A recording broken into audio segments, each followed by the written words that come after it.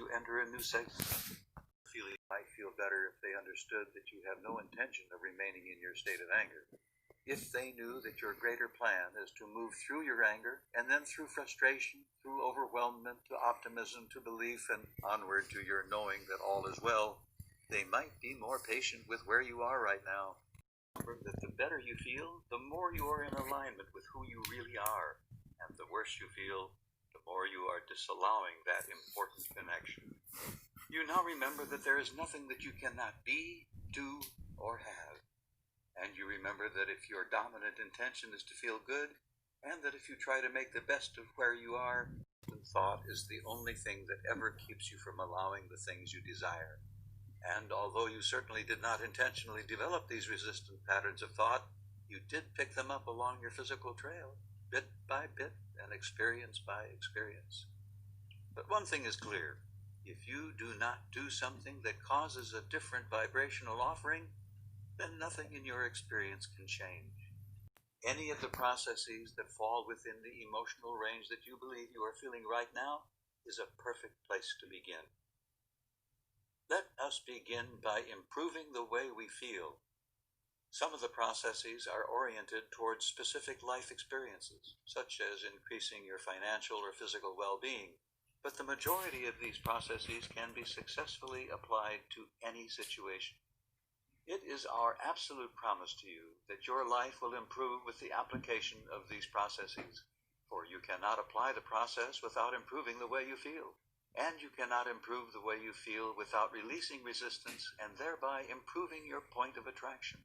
And when you improve your point of attraction, the law of attraction must bring you circumstances, events, relationships, experiences, sensations, and powerful evidence of your shift in vibration. It is law. Some of the processes will become your favorites. Some you will want to utilize every day. Some you may never use. Some you may use at first and then no longer find necessary. And some you will resurrect when special circumstances arise. It is our desire that you come now. In our analogy, the speed of your vehicle equals the creative energy that you are summoning because of your desire, and the tree equals your contradictory thoughts or resistance. Often, people conclude that the only option that makes sense is to slow the vehicle down, but we are teachers who encourage removing the trees from your path. The processes we present in this book are designed to help you remove the resistance from your path.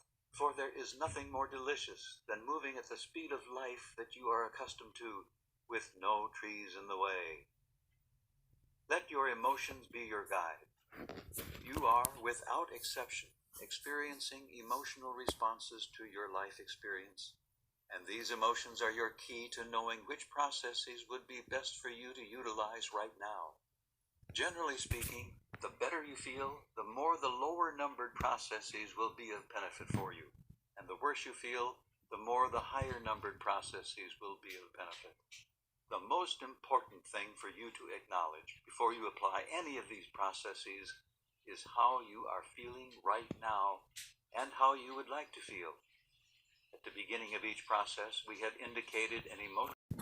When you remember an incident from a past experience, you are focusing energy.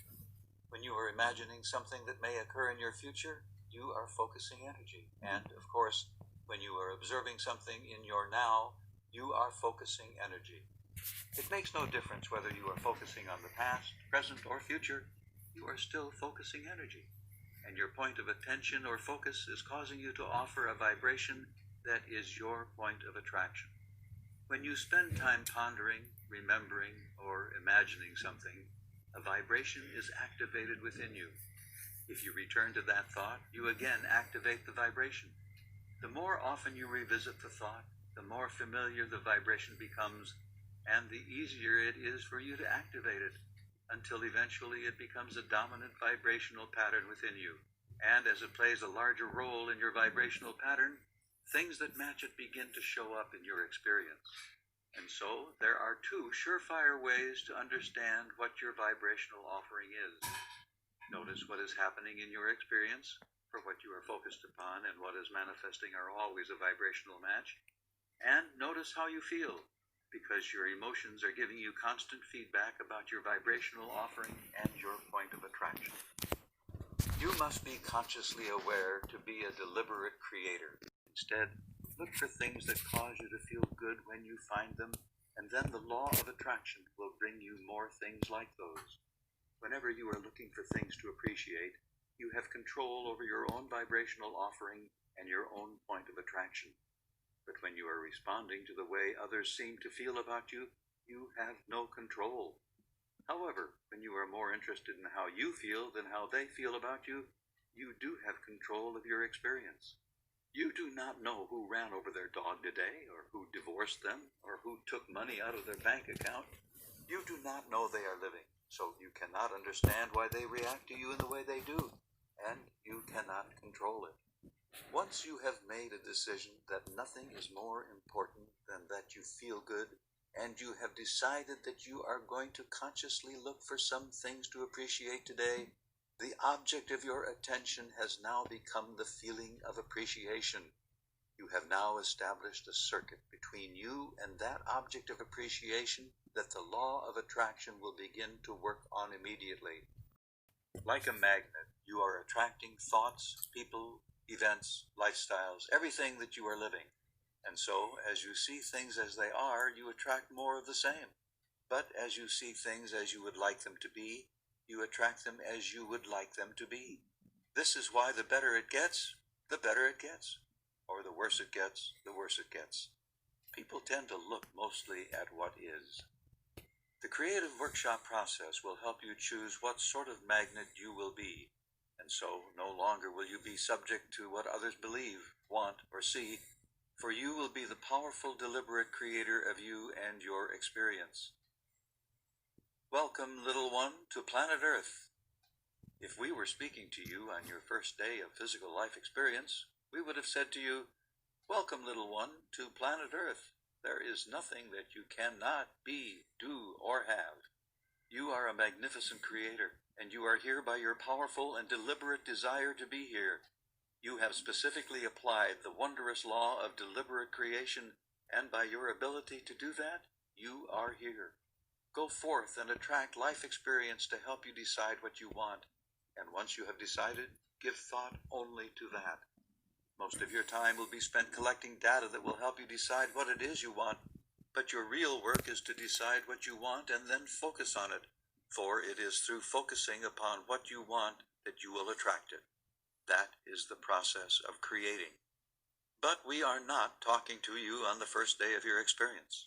You've been here for a while, and most of you see yourselves not only through your own eyes, in fact not even primarily through your own eyes, but you see yourselves mostly through the eyes of others. And so many of you are now currently in the state of being that what you want to be. The creative workshop process is one where you can achieve the state of being that is your choosing, so that you can consciously access the power of the universe and begin attracting the subject of your desire rather than the subject of what you feel is your reality. From our perspective, there is a great difference between that which now exists, that which you call your reality, and that which your reality really is.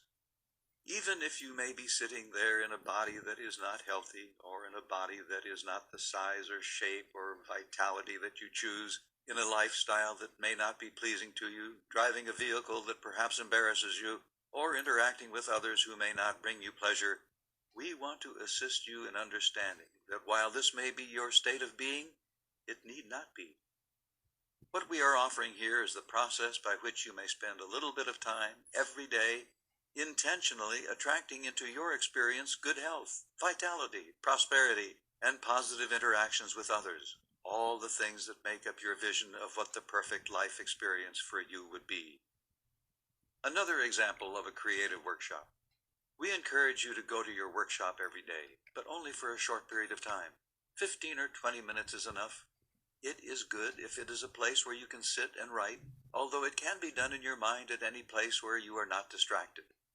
But it is not a place where you will enter an altered state of consciousness. It is not a meditative state. This is a place where you will go, clearly giving thought to what you want, so much so that it stirs positive emotion within you. Go to your workshop with an uplifted, light-hearted feeling. If you are not happy, it is not a good time for your creative workshop. Your work here in this workshop is to assimilate data that you have been collecting from your real life experience and to bring that data together in a picture that satisfies and pleases you.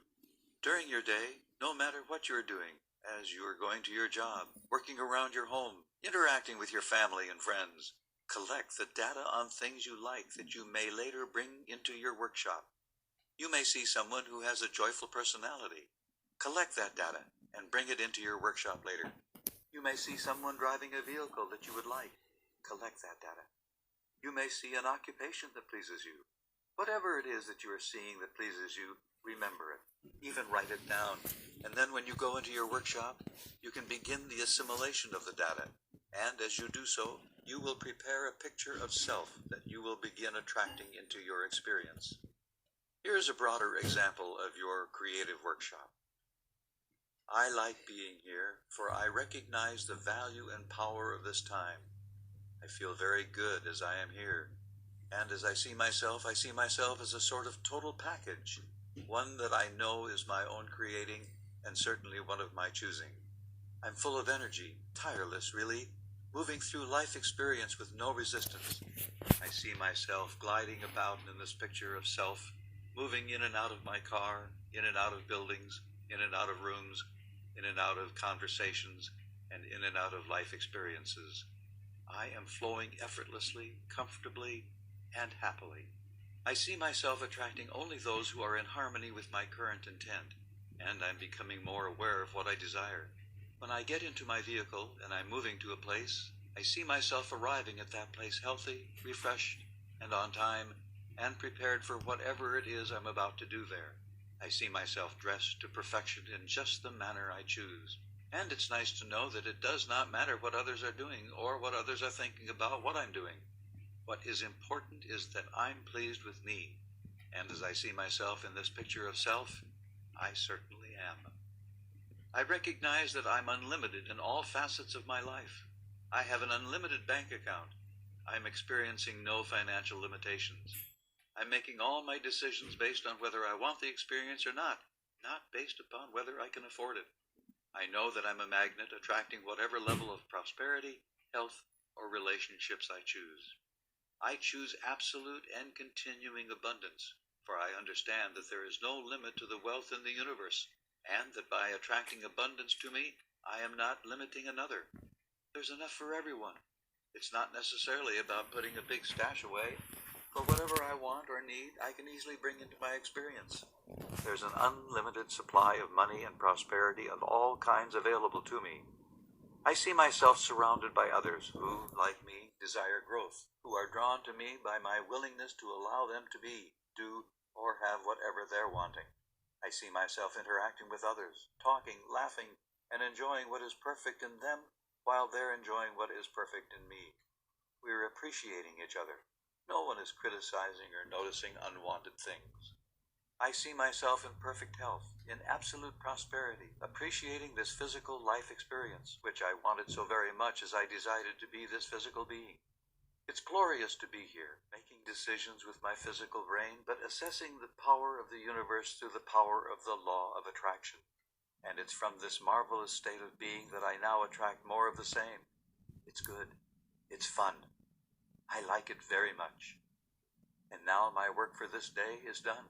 I will leave my creative workshop and I'll set out for the remainder of this day looking for more things that I like. My work is done. As you enter your workshop already feeling good, and then you bring to your workshop specific aspects of life experience that please you, and as you envision these things in greater detail, your life outside of your workshop will begin to reflect the images that you have created within your creative workshop. This is a powerful tool that will help you create the perfect life for yourself. This virtual reality process will be of the utmost value to you when your emotional set point is ranging somewhere between 1. Joy, knowledge, it or not. Because whenever you achieve vibrational harmony with something because you are giving it your attention, the vibrational essence of it will in some way begin to show up in your life experience. So you could say that the universe responds to your vibrational offering, to your point of attraction, to the thoughts you think, and to the way you feel. The universe is not responding to what has been manifested in your experience, but instead to the vibration that you are now offering. The universe makes no distinction between your actual having $1 million and your giving thought to having $1 million. Your point of attraction is about your thoughts, not about your manifestations. This virtual reality process is not one where you try to fix something that is broken. You could say that the universe responds to your vibrational offering, to your point of attraction, to the thoughts you think, and to the way you feel. The universe is not responding to what has been manifested in your experience, but instead to the vibration that you are now offering. The universe makes no distinction between your actual having $1 million and your giving thought to having $1 million. Your point of attraction is about your thoughts, not about your manifestations. This virtual reality process is not one where you try to fix something that is broken. It is one where you deliberately activate a scene in your own mind that causes you to offer a vibration matching the scene you have activated. And as you practice visualizing pleasant scenes in your mind, these good-feeling vibrations can then become your new set point. Most are presenting the majority of their vibrational offering in response to things, people, and conditions that they are observing. And so, the lives of most people continue to unfold very much as they have been, with no significant improvement from day to day. This is because there is not much thought being offered that is much different from what has already been experienced. However, the game of virtual reality will change that. Deliberately activate a scene in your own mind that causes you to offer a vibration matching the scene you have activated. And as you practice visualizing pleasant scenes in your mind, these good-feeling vibrations can then become your new set point. Most are presenting the majority of their vibrational offering in response to things, people, and conditions that they are observing. And so, the lives of most people continue to unfold very much as they have been. It is one where you deliberately activate a scene in your own mind that causes you to offer a vibration matching the scene you have activated. And as you practice visualizing pleasant scenes in your mind, these good-feeling vibrations can then become your new set point. Most are presenting the majority of their vibrational offering in response to things, people, and conditions that they are observing. And so, the lives of most people continue to unfold very much as they have been, with no significant improvement from day to day. This is because there is not much thought being offered that is much different from what has already been experienced. However, the game of virtual reality will change that, because an application of this process on any subject you choose will cause your vibration to move far beyond where you are currently standing. Since the universe responds to your vibration and not to what you are living right now, amazing things can now begin to flow into your experience, even though they have never done so before. 15 minutes, I can undo all of the disallowing that I've learned to do. In 15 minutes, you can allow. You do not have to undo anything. Well, what if I really develop major habits of negativity? Is 15 minutes going to change that? Probably not. But the next time you go to one of those negative thoughts, you're going to be more aware of it. Your guidance system is going to be stimulated so that you will be aware, probably for the first time in your life, of what you are doing with your non-physical energy. That is so important, because everything that happens to you and everything that happens to everyone you know occurs because of the energy that you are summoning and allowing or not allowing. Everything is about that relationship with energy.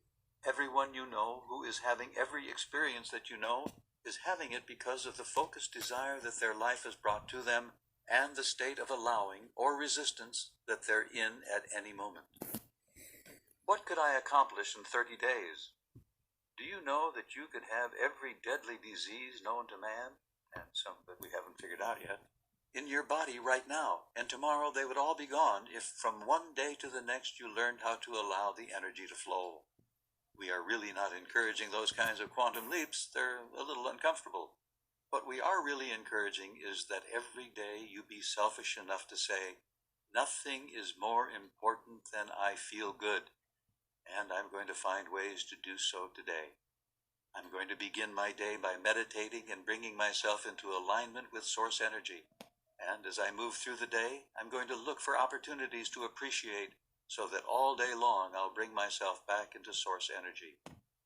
If there's an opportunity to praise, I'm going to praise.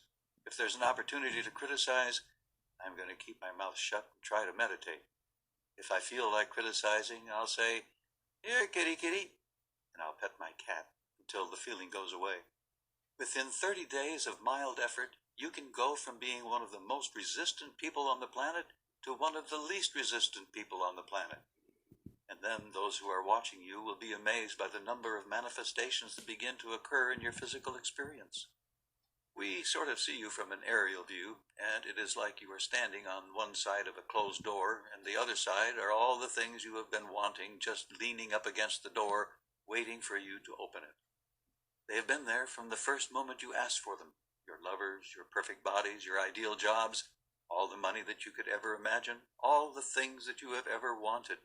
Things little and things big, things that you would call extraordinary and significant, and things you would call not very significant. Everything that you have ever identified that you have ever wanted will be lined up right outside your door. And in the moment that you open the door, all things wanted will flow to you. And then we'll hold a seminar on how to deal with manifestations of all this stuff that is flowing in. You can then accurately predict everything that will come into your life. It is nice when you are aware of your thoughts and therefore aware of what you are creating before it manifests, but it is also of value after something has manifested to then acknowledge the thoughts that led up to it. In other words, you can make the conscious association between your thoughts, feelings, and manifestations before the manifestation occurs or after the manifestation occurs. Both are helpful. When you dream about something, it is always a match to the thoughts that you have been thinking. And so, since each of your dreams is, in fact, your creation, it is not possible for you to dream about anything that you have not created through your thoughts. The fact that it now has manifested in your dream state means that you have given it a significant amount of thought. The essence of the way you feel about the things you think about most will eventually manifest in your real life experience.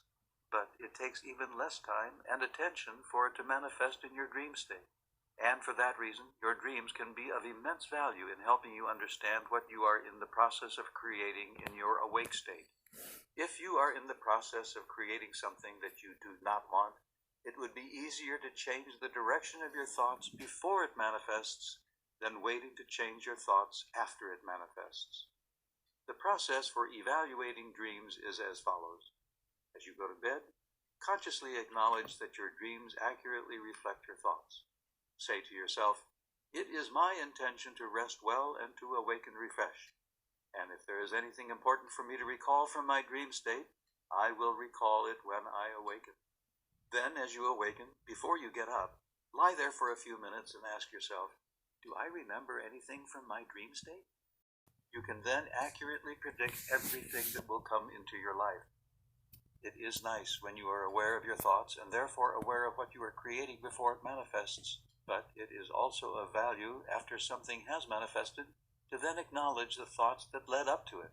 In other words, you can make the conscious association between your thoughts, feelings, and manifestations before the... As you go to bed, consciously acknowledge that your dreams accurately reflect your thoughts. Say to yourself, "It is my intention to rest well and to awaken refreshed.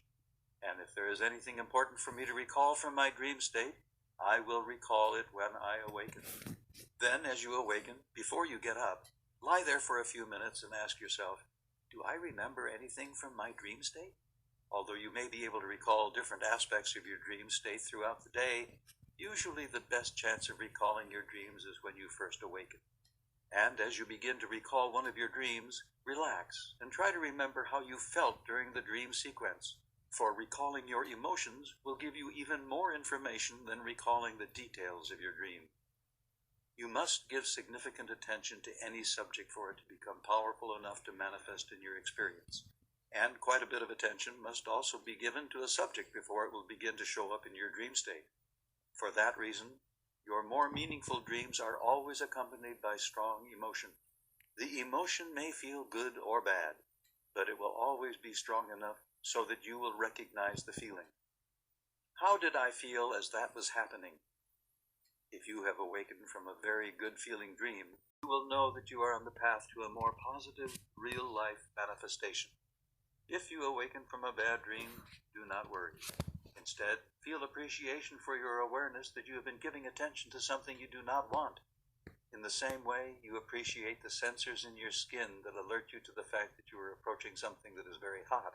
Appreciate that your emotions have made you aware that your thoughts are approaching something unwanted. Now, you do not create while you are dreaming. Your dream is a manifestation of what you have been thinking during your awake state. If you are already in vibrational harmony with your desire, you know it, because your desire is already a physical reality.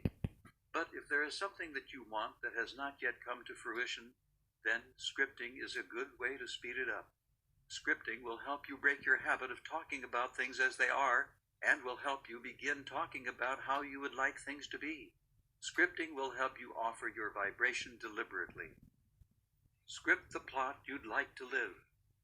We would begin by identifying ourselves as the central character, then we would identify the other main characters in the scenario, and then we would write the plot.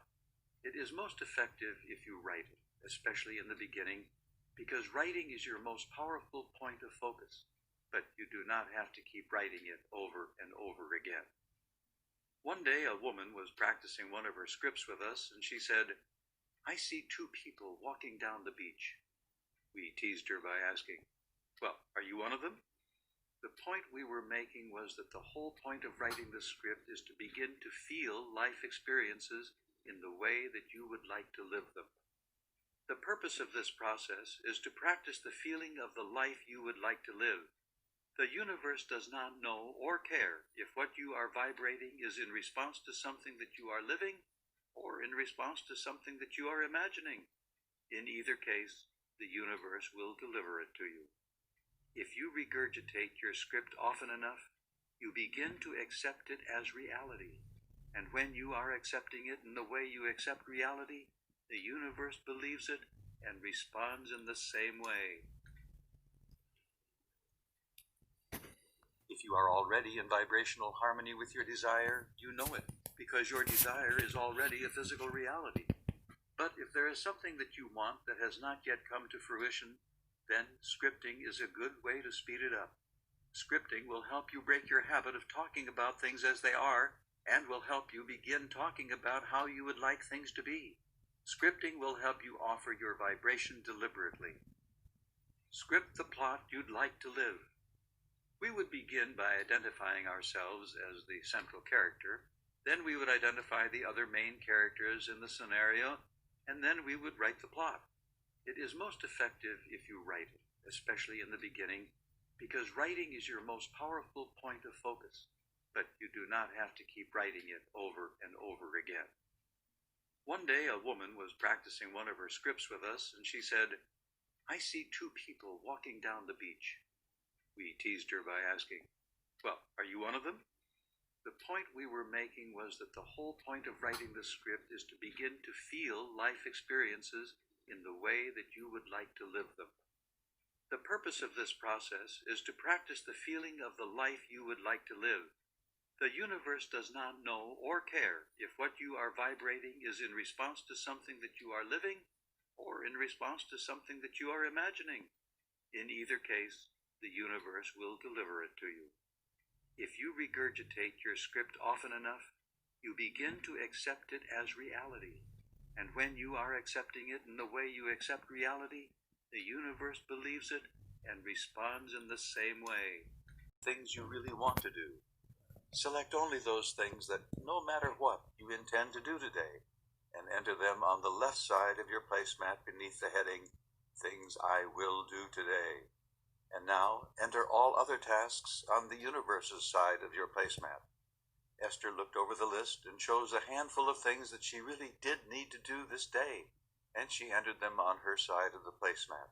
And then she began transferring her long list of remaining important things to the universe's side of the placemat. One by one, she transferred her tasks to the right side of the line, and as each task was transferred, she felt lighter.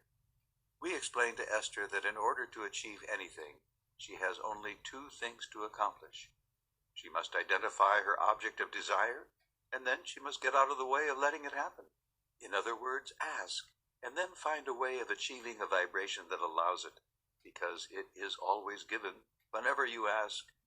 As Esther had been poring over her long list of responsible tasks, she was certainly amplifying the asking part of the equation, but her confusion and feelings of overwhelmment were certain emotional indicators that she was not in the vibrational state of allowing in what she had been asking for. During the process of transferring these items to the universe's side of the placemat, her resistance began to soften, and her vibration began to lift. And while she did not realize it in the moment, her point of attraction had shifted, and she had begun immediately to allow the realization of her desires. What Esther experienced in the next few days left her feeling amazed. A line down the center of your placemat, and as a heading on the left side of the line, write, "Things I will do today." As a heading on the right side of the line, write, "Things I would like the universe to do." Now, looking over your long Things to Do Today list, select only those things that you absolutely intend to do this day, things you feel you must do, things you really want to do. Select only those things that, no matter what, you intend to do today, and enter them on the left side of your placemat beneath the heading, "Things I Will Do Today." And now, enter all other tasks on the universe's side of your placemat. Esther looked over the list and chose a handful of things that she really did need to do this day, and she entered them on her side of the placemat. And then she began transferring her long list of remaining important things to the universe's side of the placemat. One by one, she transferred her tasks to the right side of the line, and as each task was transferred, she felt lighter. We explained to Esther that in order to achieve anything, she has only two things to accomplish. She must identify her object of desire, and then she must get out of the way of letting it happen. In other words, ask, and then find a way of achieving a vibration that allows it, because it is always given whenever you ask. As Esther had been poring over her long list of responsible tasks, she was certainly amplifying the asking part of the equation, but her confusion and feelings of overwhelmment were certain emotional indicators that she was not in the vibrational state of allowing in what she had been asking for. During the process of transferring these items to the universe's side of the placemat, her resistance began to soften, and her vibration began to lift. And while she did not realize it in the moment, her point of attraction had shifted, and she had begun immediately to allow the realization of her desires. What Esther experienced in the next few days left her feeling amazed. Not only was she able to easily accomplish her own short and manageable list, but the items on the universe's side of the placemat were accomplished too, but without requiring Esther's time, attention, or action. People she had been unable to reach by telephone called her. Employees on her staff felt inspired to assist in some way, and they would accomplish something that was on Esther's list and then report it to her after it was done without Esther's attention or request. Time seemed to stretch to allow more to be accomplished, and her timing with people and places and traffic improved dramatically. The placemat process caused Esther to focus her desires more specifically and, for the first time, to release her resistance regarding the same. For when you ask, it is always given. But you have to let it in. Clear about it. Usually, you cannot clearly articulate everything you want with your first statement, so the more you talk about it, the more you fine-tune it. But as you say, "I want it," the universe begins manifesting it. And then when you say, "I would like it to be this way," the universe modifies it. You say, "And a little bit of this would be nice," and the universe, you see what we're getting at? And once you are clear about what you want, once you have zeroed in on it and you know what you want, it is on its way to you. It is done. The manifestation of it will probably follow later, however, because most often there is enough resistance that you will not receive it instantly. If you are washing dishes and the telephone rings, you enter a new segment. When you get into your vehicle, you enter a new segment. When another person walks into the room, you enter a new segment. If you will take the time to get your thought of expectation started even before you are inside your new segment, you will be able to set the tone of the segment more specifically than if you walk into the segment and begin to observe it as it already is. For example, you're cooking dinner and are enjoying the rhythm and flow you have established. Everything is on schedule and you expect everything to turn out just right. The telephone rings. You enter a new segment.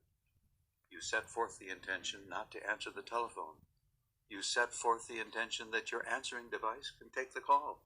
And you set forth the intention that you will return the call later when you have time.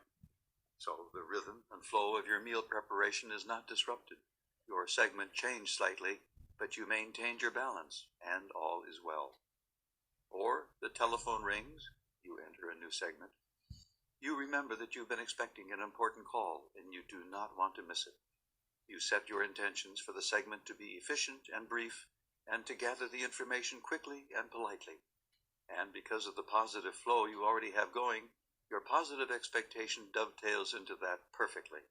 So you have prepared the conversation even before you pick up the telephone to comply with your good-feeling intentions. You are actually pre-paving your future experiences constantly without even knowing you are doing so. You are continually projecting your expectations into your future experiences, and this segment intending process helps you to consciously consider what you are projecting, and it gives you control of your future segments. Things to do today, Jerry and Esther. On the right side of the paper they write, things to do, universe. On their side of the page they write the things they plan to take action on that day.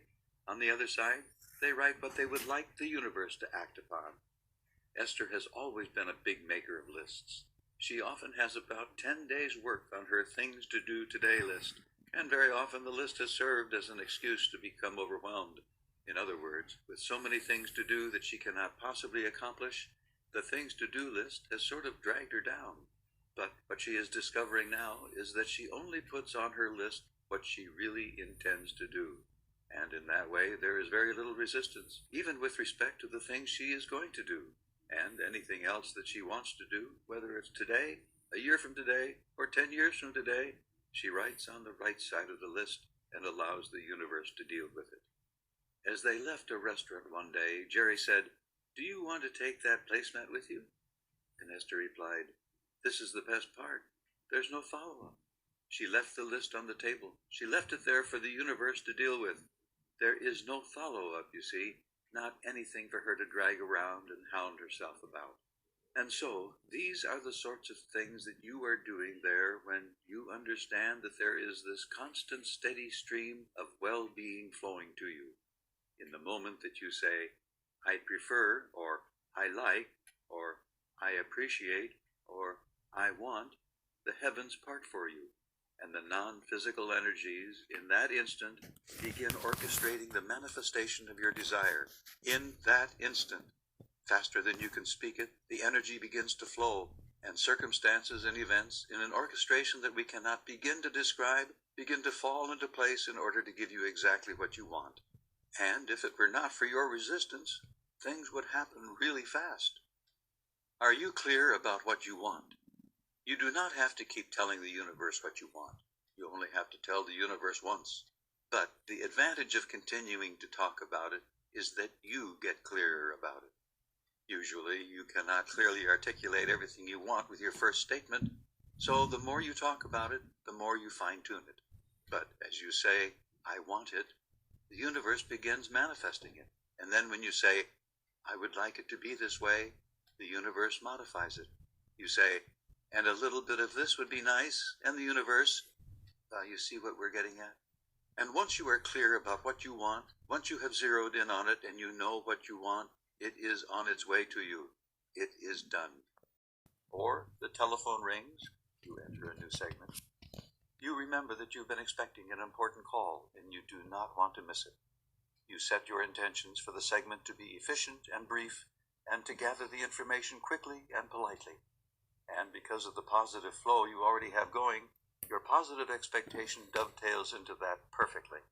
So you have prepared the conversation even before you pick up the telephone to comply with your good-feeling intentions. You are actually pre-paving your future experiences constantly without even knowing you are doing so. You are continually projecting your expectations into your future experiences, and this segment intending process helps you to consciously consider what you are projecting, and it gives you control of your future segments. You can prepay future experiences that are immediate or experiences that are in your more distant future. And once you have an opportunity to see how your deliberate thought positively impacts your experiences, you will want to do it even more. And like all processes, the more you apply it, the more skilled you become and the more fun it is, and the more effective your results will be.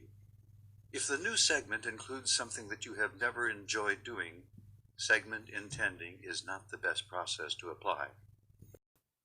Phone rings, you enter a new segment. You remember that you've been expecting an important call and you do not want to miss it. You set your intentions for the segment to be efficient and brief and to gather the information quickly and politely. And because of the positive flow you already have going, your positive expectation dovetails into that perfectly. So you have prepared the conversation even before you pick up the telephone to comply with your good feeling intentions. You are actually pre-paving your future experiences constantly without even knowing you are doing so. You are continually projecting your expectations into your future experiences, and this segment intending process helps you to consciously consider what you are projecting, and it gives you control of your future segments. You can prepay future experiences that are immediate or experiences that are in your more distant future, and once you have an opportunity to see how your deliberate thought positively impacts your experiences, you will want to do it even more. And like all processes, the more you apply it, the more skilled you become and the more fun it is, and the more effective your results will be. If the new segment includes something that you have never enjoyed doing, segment intending is not the best process to apply. Of course, it is better than no deliberate intention at all, but when you have an opportunity, it would be of value to apply one of the more heavy-duty processes number 13 to number 22, to this project. For example, you're going to visit your mother-in-law, who you believe has never liked you, or you are on your way to work in a two-person office with someone who annoys you in many ways. Whenever you are setting forth your intentions about how you want to feel and how you would like the segment to unfold, it is always beneficial if, when you find yourself struggling for a positive scenario, that you do not continue the process. Change the subject in your mind. Think about something pleasant and apply another process later. Abraham, speak to us more about segment intending. You are living in a highly technological society where you have access to stimulation of thought from all around your world. You benefit from all this, for it provides you an opportunity for much growth, but you also experience some disadvantages from the stimulation of thought, and the disadvantage comes forth in the form of confusion. For while your ability to focus on a more narrow subject brings forth clarity, your ability to focus upon many things at once brings confusion. You are receptive beings. Your thought processes are very fast, and as you are considering any one subject, you have the ability, by the power of the law of attraction, to bring forth more and more clarity upon the subject until you can accomplish anything regarding it. But because of the availability of so much stimulation of thought, very few of you remain focused upon anything long enough to take it forward very far. Most of you are so distracted by so much thought that you do not have an opportunity to develop any one thought to any great degree. Here is the key to your deliberate creation. The point of the segment intending process is to clearly identify what you want so that you can deliberately begin to set forth the attraction of that which you want. Here is the key to your deliberate creation. See yourself as a magnet, attracting unto you the way you feel at any point in time. When you feel clear and in control, you will attract circumstances of clarity. When you feel happy, you will attract circumstances of happiness. When you feel healthy, you will attract circumstances of health. When you feel prosperous, you will attract circumstances of prosperity. When you feel loved, you will attract circumstances of love. The way you feel is actually your point of attraction. The point of the segment intending process is to clearly identify what you want so that you can deliberately begin to set forth the attraction of that which you want.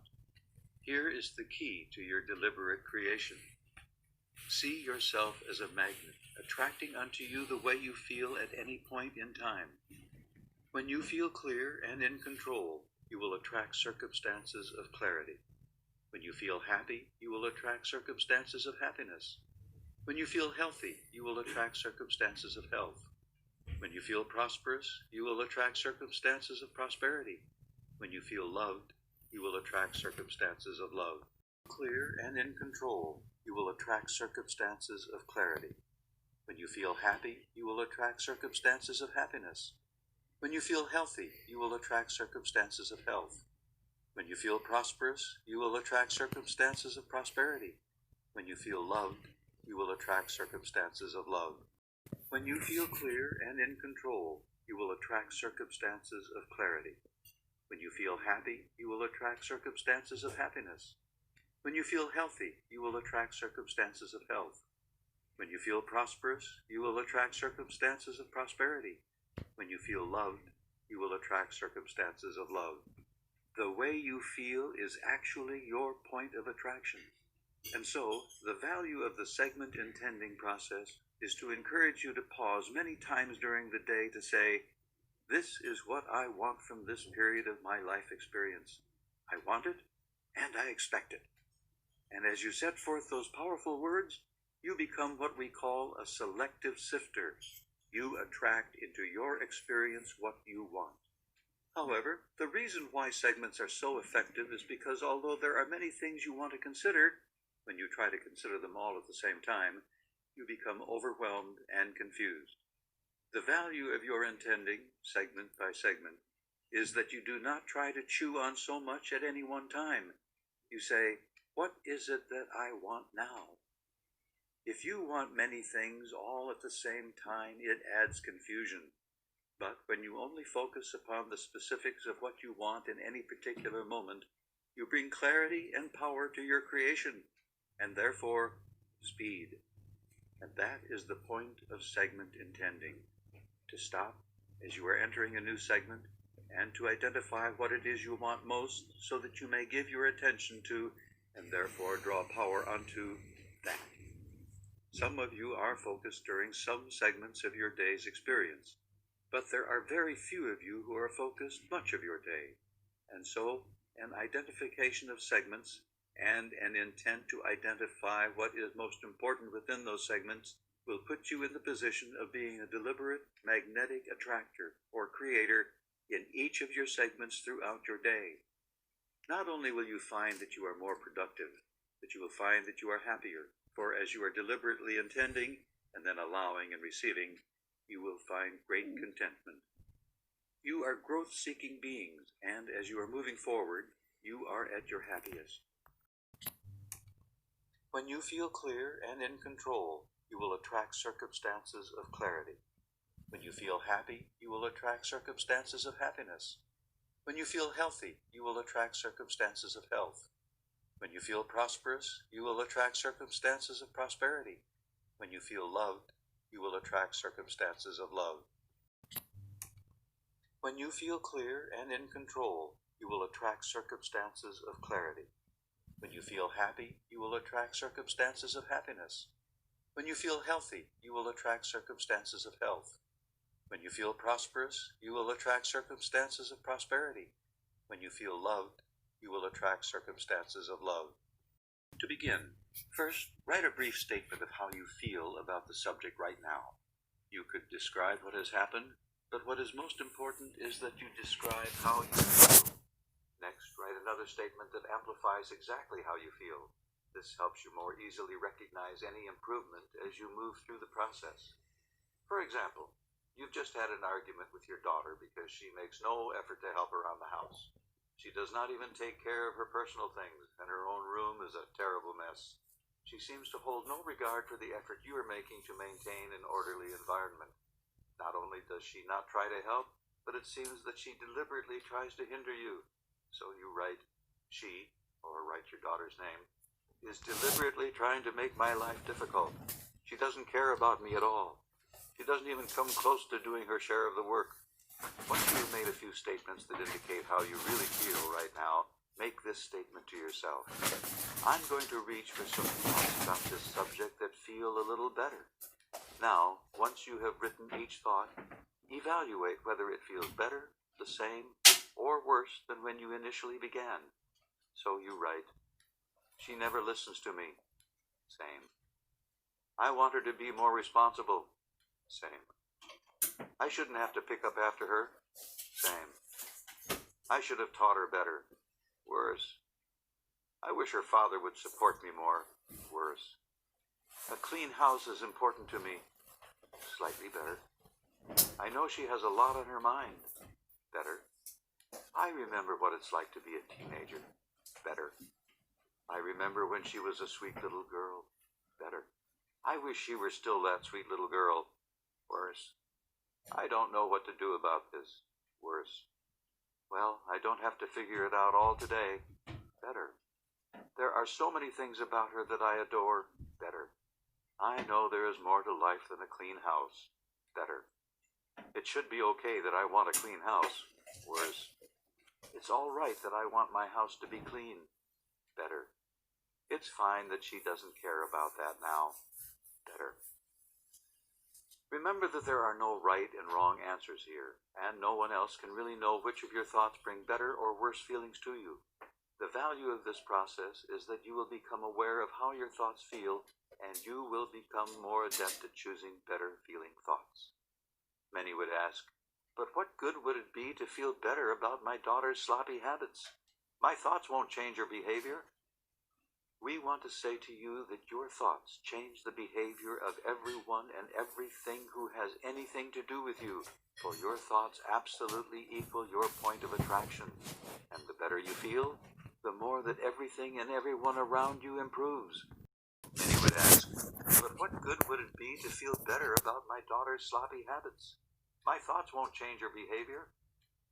We want to say to you that your thoughts change the behavior of everyone and everything who has anything to do with you, for your thoughts absolutely equal your point of attraction.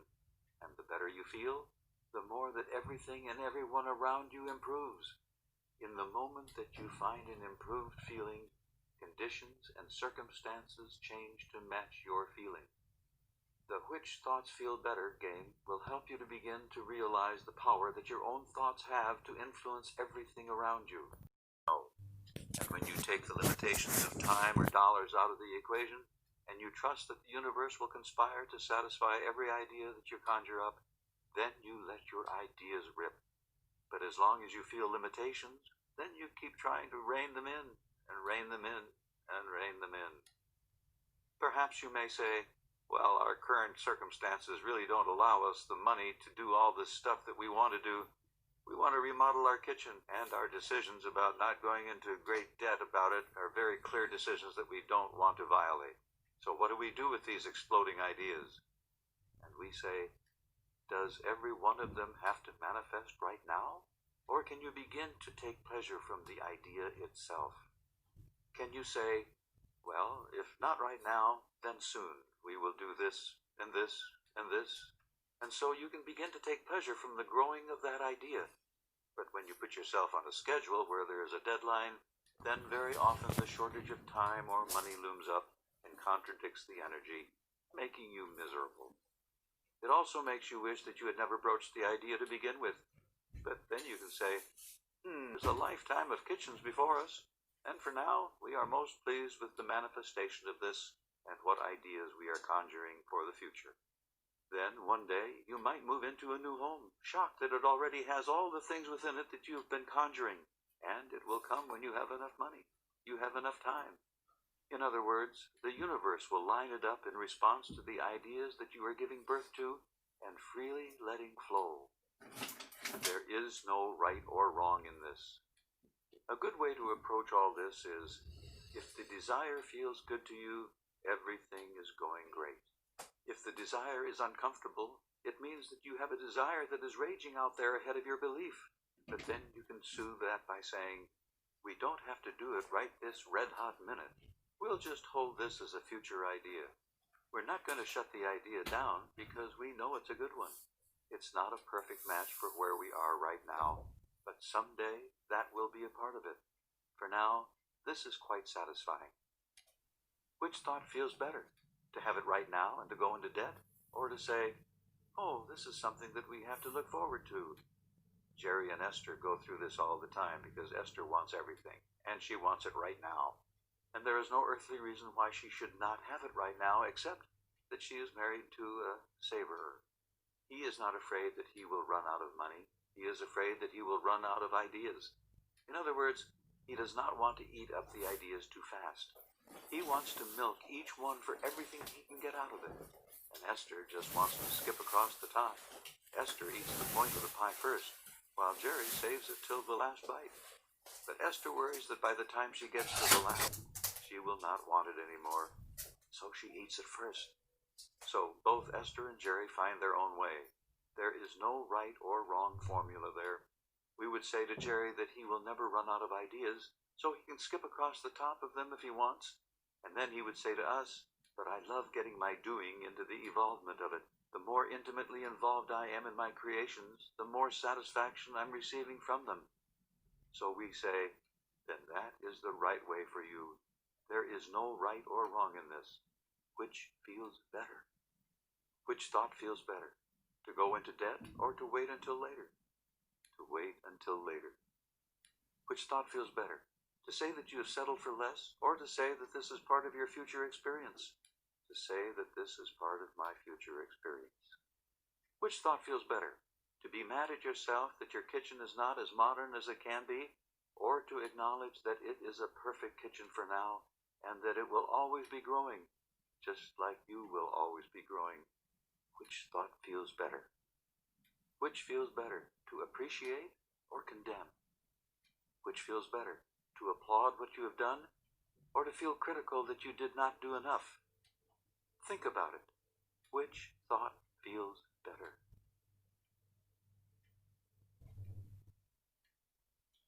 Process number 14. The process of clearing clutter for clarity. When to use this process? When you are feeling stressed due to your disorganization, when you feel you are spending too much time looking for items, when you find yourself avoiding your home because you feel better elsewhere, when you feel that there is not enough time to do all you need to do. Current emotional set point range. This clearing clutter for clarity process will be of the most value to you when your emotional set point is ranging somewhere between 4, positive expectation, belief, and 17, anger. If you are not sure what your emotional set point is, go back to chapter 22 and the emotional guidance scale. A cluttered environment can cause a cluttered point of attraction. If you are surrounded by unfinished work, unanswered letters, incomplete projects, unpaid bills, unattended to tasks, unsorted piles of paperwork, and stray magazines, catalogs, and all manner of miscellaneous items, they can negatively affect your life experience. Because everything carries its own vibration, and because you develop a vibrational relationship with everything in your life, your personal belongings do have an impact on the way you feel and on your point of attraction. There are 2 major hindrances to clearing away clutter. First, you may remember throwing something away, only discover soon after that you really did need it after all. So now you are reluctant to throw anything away. Things that are more in harmony with who you are now will more easily flow into your experience. You all have a capacity for attraction. Lots of creative ways in which you have tried to fill that void. And so it has been our encouragement to some, discard everything from your experience that is not essential to your now. If you could just go through and release those things you are not wearing, release those things you are not using, release them and leave your experience in a clearer place, then the things that are more in harmony with who you are now will more easily flow into your experience.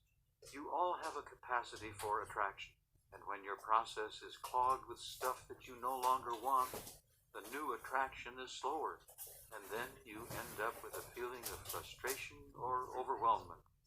In Imagine yourself in a... Many people, however, without realizing it, are focused upon the lack of money rather than the presence of money in their experience. So even though they often identify things that they desire, they hold themselves apart from their own desires because they are more accustomed to noticing the lack of dollars than the presence of them. Again, it comes back to the fact that every subject is really two subjects, what is wanted and the lack of it. It is natural for all manner of abundance to flow easily into your experience, and the wallet process will help you offer a vibration that is compatible with the receiving of money instead of pushing it away. Here's the process.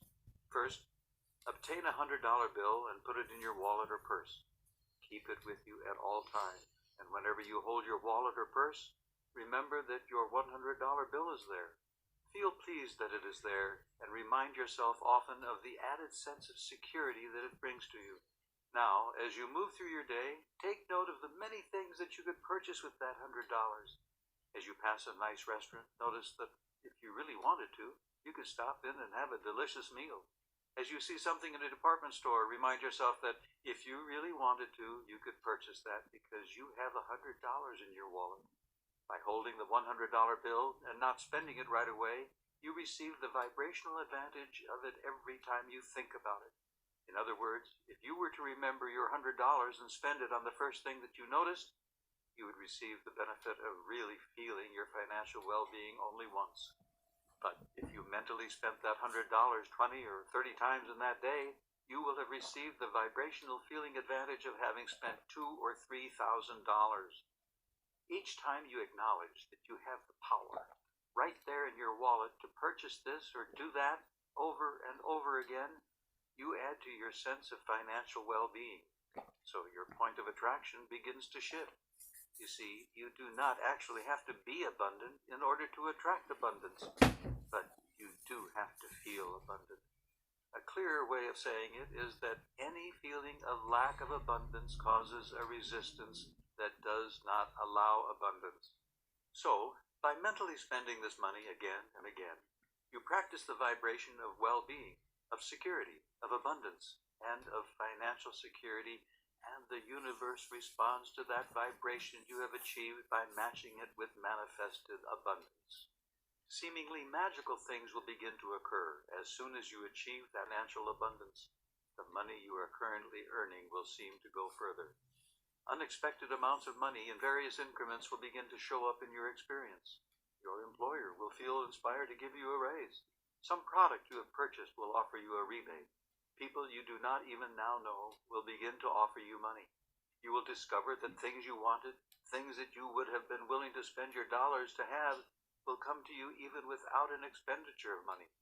You will be offered opportunities to be able to earn all the abundance that you can believe is possible.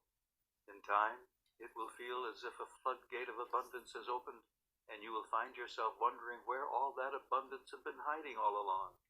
I could have that. I could have that. I have the ability to purchase that. And because you really do have the means to do just that, because you are not pretending something that is not, there is now no hindering doubt or disbelief muddying the waters of your financial flow. This is a simple but powerful process, and it will change your financial point of attraction. As your financial situation improves, your $100 stash or savings may grow to $1,000, then to $10,000, then $100,000, and more. Although there is no limit to what the universe will yield to you, you have to feel good about money in order to allow it into your experience. You have to feel good about great abundance before you will allow the pleasure of great abundance to flow into your experience. Abraham, speak to us more about the wallet process. Remember, you are on this sort of teeter-totter of balance, so you do not have to stop all thoughts of shortage because they are going to creep in. The influence is around you. All you have to do is deliberately offer more thought to tipping the energies on the side of abundance.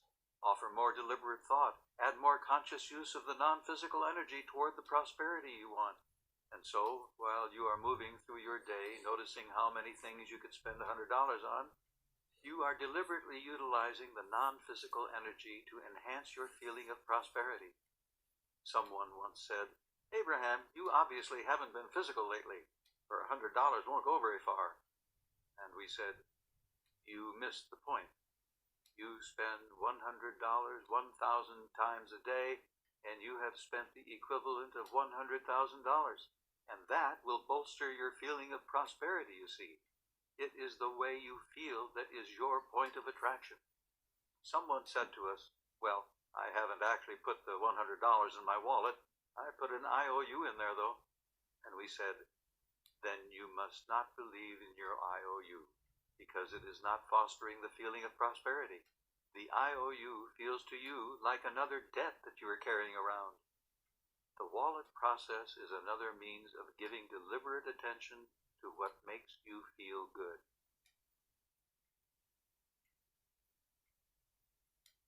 Process number 16, pivoting. When to use this process?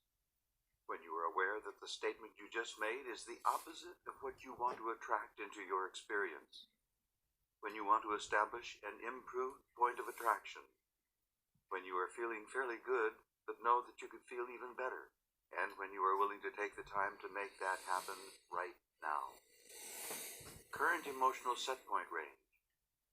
This pivoting process will be of the utmost value to you when your emotional set point is ranging somewhere between 8, boredom, and 17, anger. If you're not sure what your current emotional set point is, turn back to chapter 22 and scan the 22 categories on the emotional guidance scale. It is possible to be focused because there is usually a wide variance in the vibration on one end of the stick and the vibration on the other end of the stick. You usually do not immediately shift your vibration just by making a statement of desire. For example, when you are sick, you know very clearly that you want to be well. Or when you do not have enough money, you know very clearly that you want more money. Now, by turning your attention to what you do want, and by holding your attention upon what you do want, you will begin to vibrate there. At first, your awareness of what you do not want helps you identify what you do want. In other words, as you speak the words of your desire, your vibration may not match your words. But if you will continue the process of pivoting, that is, if whenever you feel negative emotion, which helps you know that you are focused upon something unwanted, you will stop and say, I know what I don't want. So what is it that I do want? Then, in time, you will change your vibration on the subject. Little by little, you will direct your vibration, and eventually the improved vibration will become your dominant thought. See the process of pivoting as a gradual shifting of your point of attraction, and enjoy the positive results that must follow. It is not possible for you to consistently give your attention to what you do want and not receive it, for the law of attraction guarantees that whatever you are predominantly focused upon will flow into your experience.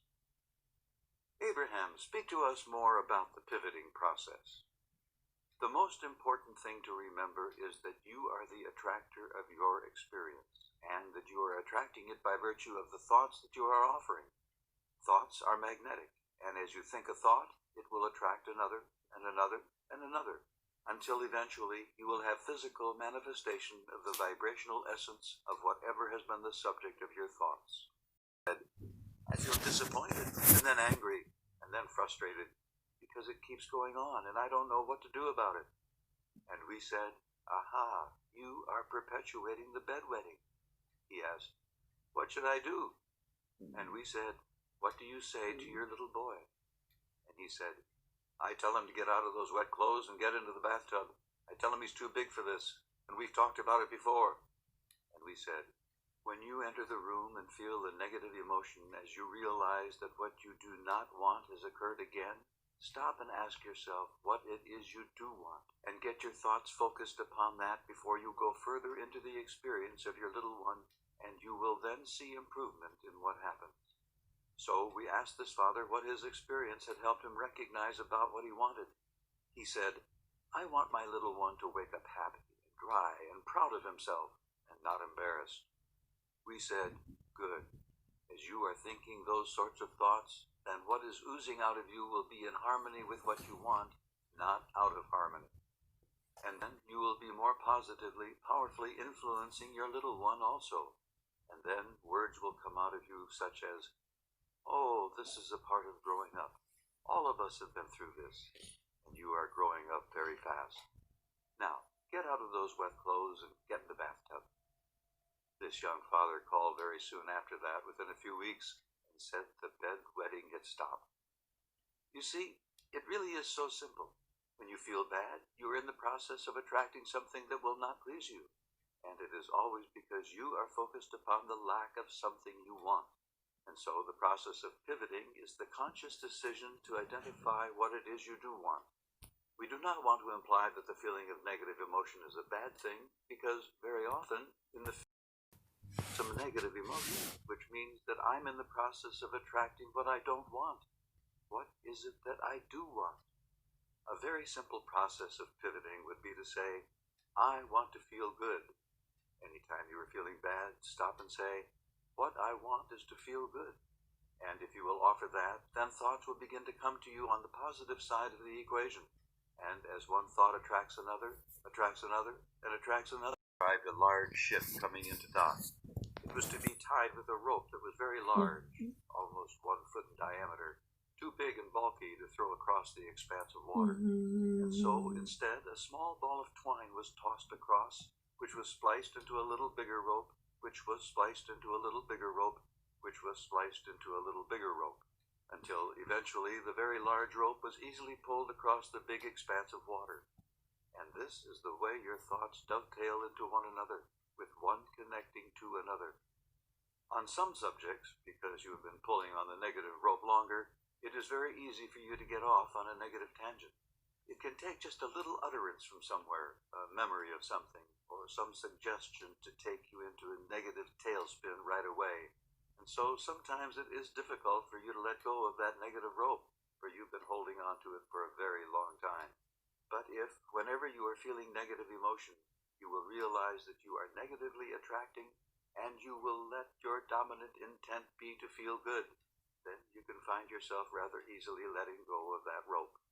To save the world, save yourself. Because thoughts are so attractive, meaning that they experience. Most people, however, have not deliberately guided their thoughts to those things that feel good, and so, without knowing that they're doing it, they develop patterns of thoughts that they now continue to repeat. Of course, some of your patterns of thought are extremely beneficial to you, others are not. And so, this focus wheel process is designed to assist you in changing your vibrational patterns on those specific subjects that are not beneficial to you. It is a process whereby you can literally practice your thoughts into a better feeling, and therefore into a better point of attraction. We recommend that you spend 15 or 20 minutes with this process anytime you feel strong negative emotion about something that has happened, or whenever you wish to improve your feeling of clarity. Your heightened negative emotion is always highlighting a good opportunity to shift your energy on a subject, because something that you have been living has brought it to a particularly focused position. And now, as you apply the focus wheel process to it, you will be able to feel any improvement that you achieve in a more emphatic way. We recommend using this focus wheel process in any moment when you are keenly aware of something that you do not want. This is the process where you make a general statement that matches your desire. In other words, you're reaching for a match. And how do you know you have found one? Because you feel a sense of relief. In other words, the statement soothes you. The statement just feels a little better. And once you find it, if you can focus there for a little bit, even amplify it or exaggerate it or remember something related to it, that is to say, if you can manage, once you find that gentle, comforting statement, to stay there for at least 17 seconds so that you allow another thought to join it, it will then give impetus to your newly stated belief. An example of the focus wheel process. Here's how to begin the focus wheel process. Draw a large circle on a sheet of paper. Then draw a smaller circle about 2 inches in diameter in the center of the large circle. Sit back and look at the small circle and feel your eyes focus upon it. Now, close your eyes for a moment and turn your attention to whatever has happened that has produced the negative emotion within you. Identify exactly what it is that you do not want. At this point, say to yourself, well, I clearly know what I don't want. What is it that I do want? It is helpful if you try to identify what you do not want as well as what you do want in terms of the way you want to feel about it. For example, I feel fat and I want to feel slender. I feel poor and I want to feel prosperous. I feel unloved and I want to feel loved. I feel deceived and I want to feel honored. I feel ill and I want to feel well. I feel powerless and I want to feel my power. Next, try to write statements around the outside edge of your large circle that match what it is you do want. When you find a statement that is a close enough match, you will know it. In other words, you will feel whether your statement does not match and throws you off the wheel into the bushes, so to speak, or whether it is a statement that is close enough to your desire that it sticks. The reason the focus wheel process is so effective is because the statements you are writing are they are general statements that you already believe that match your desire. And the reason it works is because the law of attraction is so very powerful that when you hold a thought for as little as 17 seconds, another thought like it will join it. And as those two thoughts come together, there is a combustion that occurs that makes your thoughts even more powerful. Whenever you make a general statement, you are more likely to be pure in your thought than when you make a specific statement. So the power of the focus wheel is that you are making general statements that you already believe. And as you hold each of them for 17 seconds or so, it gives you an opportunity to offer a pure vibration that is more and more specific to your desire. So let us say that you are preparing to do this process and you know that your intention is to eventually write, I feel good about my body, or my knee is well. But if you begin there, if the first little phrase you write is, I feel good about my body, you can tell by the way you feel that the energy is not lined up. Because all it did was make you feel ornery and aggravate your awareness that you do feel fat or that your knee does hurt. So that statement was too specific. In other words, it is sort of like trying to jump on a train that's going too fast, and all you do is just bounce back off of it. Can you imagine trying to get on a merry-go-round that's going too fast? You cannot quite get on yet, but if it slows down, you can. And then it can speed up, and as it does so, this time, you can be comfortable on it. What you want to do is slow the wheel down, slow the belief down, and then once you do so, you can increase the speed of the vibration. Now, just by trial and error, you can choose another statement. You might say something like, I know that my physical body responds to my thoughts. Well, that is a softer statement, and you already believe that, but that makes you a little mad at yourself, so that was not a really good starting point either. You feel around for something else, and you say something like, for the most part, my body's doing all right. Well, now you believe that. That statement feels all right. You are able to stay on the merry-go-round. As you write that around your circle and focus upon it, it feels pretty good. And then you make another statement. You might say something like, I believe that the universe matches our vibration. You absolutely believe that, so that statement sticks. Then you make a statement such as, this physical body has been very good for me. You believe that. That statement stays. You are beginning to feel a little better. You're beginning to feel a little sense of relief. You are not quite so mad at yourself. Your vibration is lifting.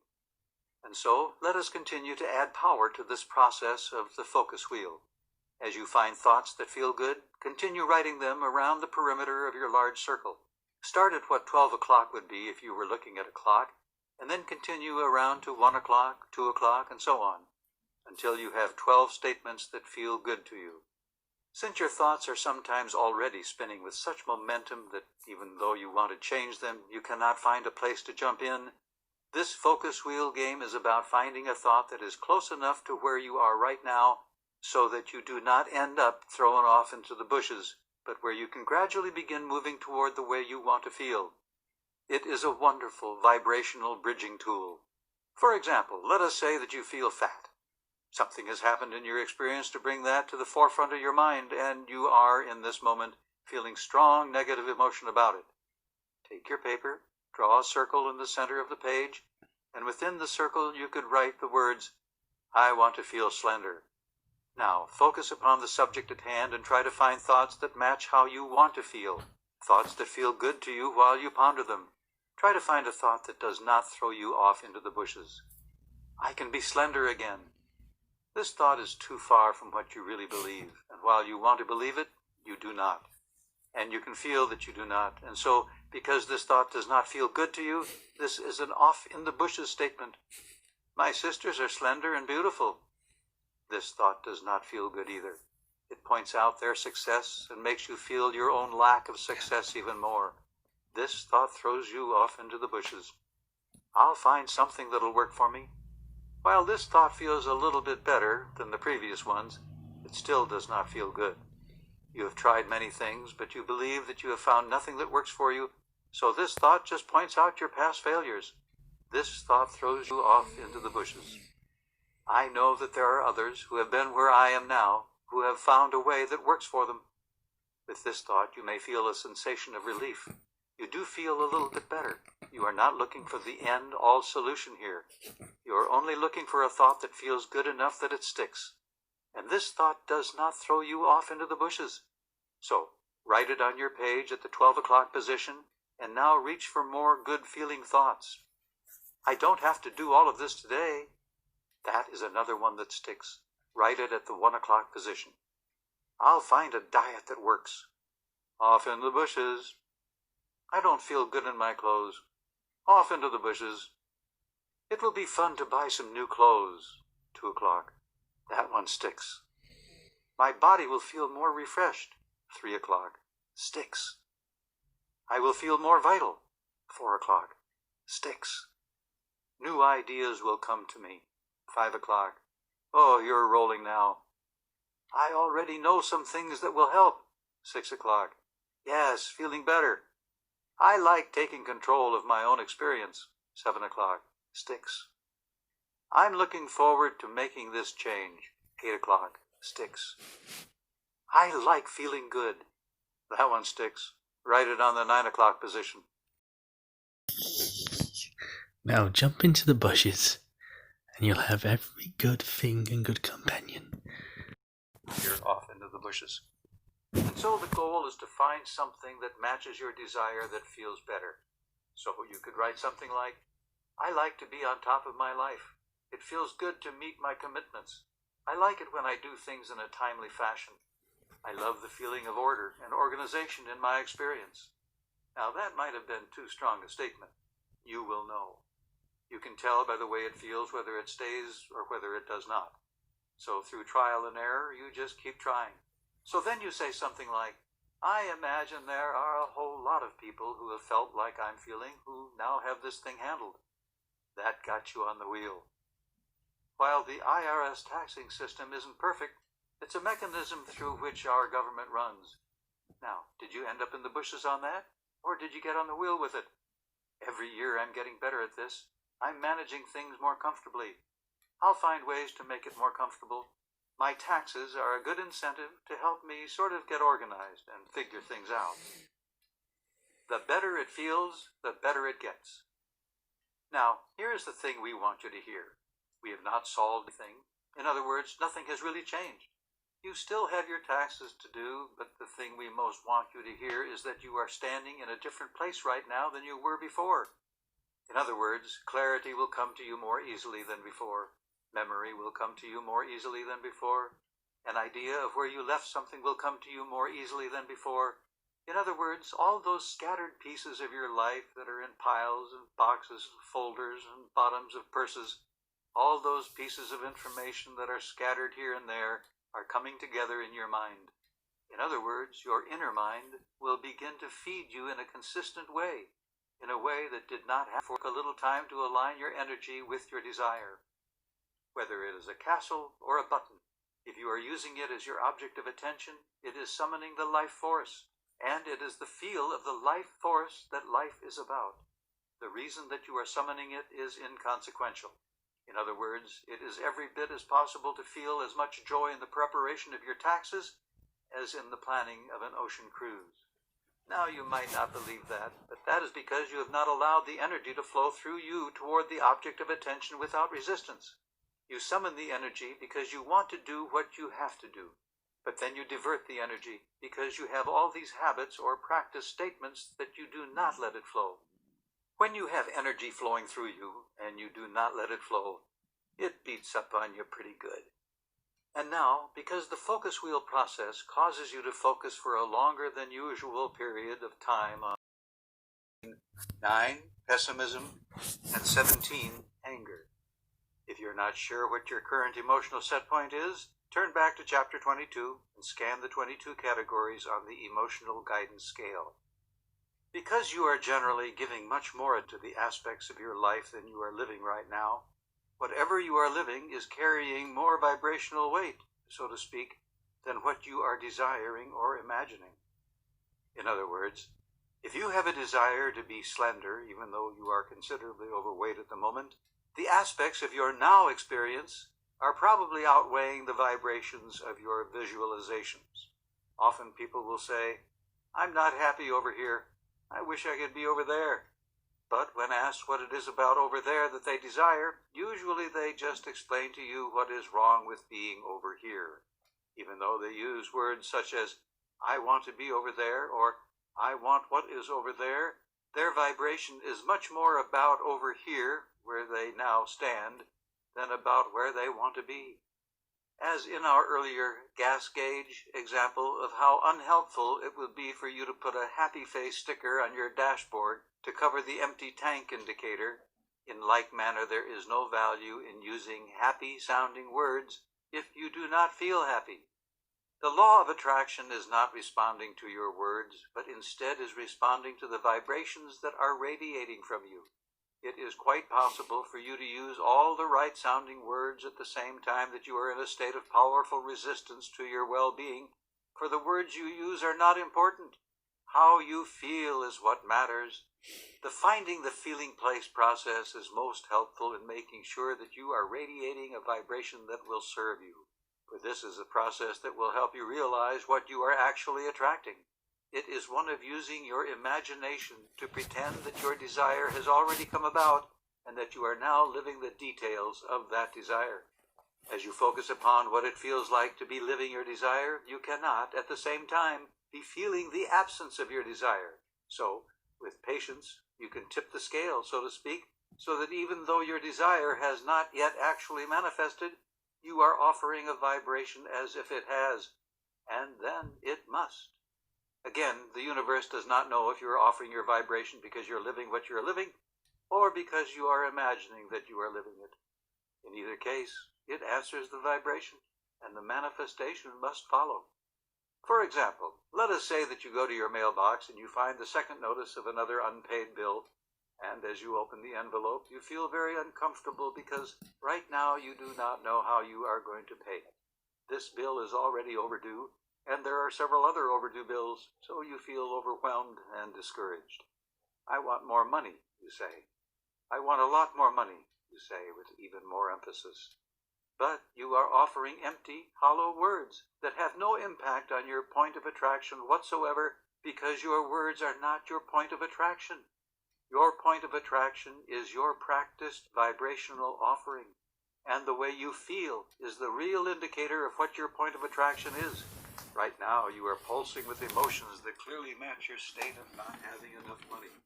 Your goal in this process is to conjure images that cause you to offer a vibration that allows money. Your goal is to create images that feel good to you. Your goal is to find the feeling place of what it would be like to have enough money rather than finding the feeling place of what it's like to not have enough money. Now, you could remember a time when you had more money, or even a time when, even though you did not necessarily have more money, at least you were not feeling the stress of too many bills. And when you find that memory, try to remember as many details as possible in order to try to feel it even more. You could pretend that you have more money than you have any sensible use for. Pretend that you have so much money that you do not know where to keep it all, and imagine that you have tons of it in the pantry and under the bed. But you are offering empty, hollow words that have no impact on your point of attraction whatsoever because your words are not your point of attraction. Your point of attraction is your practiced vibrational offering, and the way you feel is the real indicator of what your point of attraction is. Right now, you are pulsing with emotions that clearly match your state of not having enough money. Your goal in this process is to conjure images that cause you to offer a vibration that allows money. Your goal is to create images that feel good to you. Your goal is to find the feeling place of what it would be like to have enough money rather than find the feeling place of what it's like to not have enough money. Now, you could remember a time when you had more money, or even a time when, even though you did not necessarily have more money, at least you were not feeling the stress of too many bills.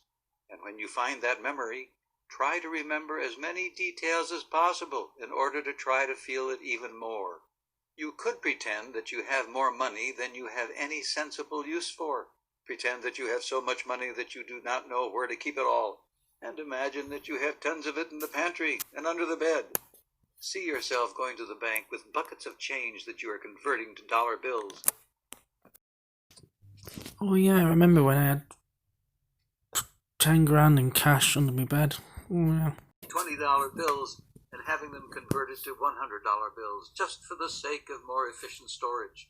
You could pretend that you have a credit card with an unlimited balance that is easily paid, a sort of magic card that you use several times every day because it is very efficient.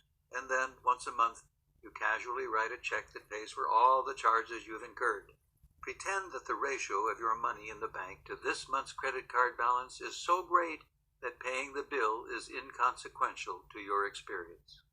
The more often you play this finding the feeling place process, the better you will be at playing it, and the more fun it will become. When you pretend or selectively remember, you activate new vibrations, and your point of attraction shifts. And when your point of attraction shifts, your life will improve regarding every subject for which you have found a new feeling place.